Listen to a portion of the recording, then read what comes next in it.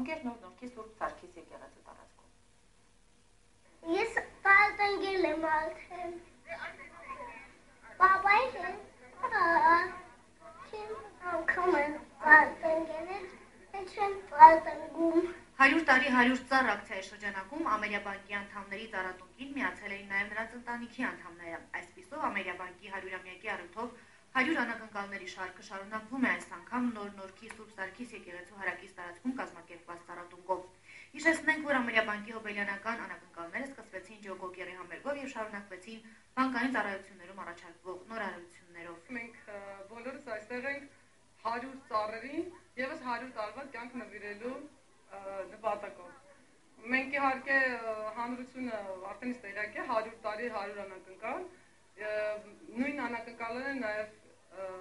անակնկալները կան եւ նաեւ սպասում են մեր ամբողջ անձնակազմին, այնպես որ դեռ այդ անակնկալների շարքը շարունակվում է եւ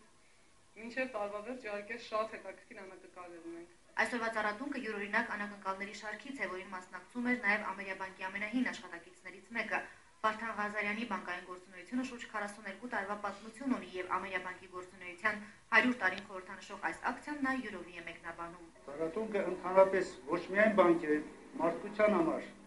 դա խորհուրդ ունի։ Մարդ իր կյանքում պետք է երեխաներ ունենա, տուն կառուցի եւ ծառ տնկի, որպես հավերժության նշանաբան։ Ամերիաբանկն այս ծառատունկն իրականացնում է Հայաստան ծառատունկ ծրագրի հետ համագործակցությամբ, որին աջակցում է նաև Նոր-Նորք համայնքի ղեկավարությունը։ Ամերիաբանկի 100 անակնկալների շարքը կշարունակվի ողջ հոբելյանական տարվա ընթացքում եւ ինչպես հավաստիացնում է բանկի ղեկավարությունը, անակնկալները կարող են լինել ամեն քայլափոխի եւ ամենատարբեր բանկային ծառայությունների ու միջոցառումների տեսքով։ Ալինա Օրդյան, Հարություն Տոլանյան,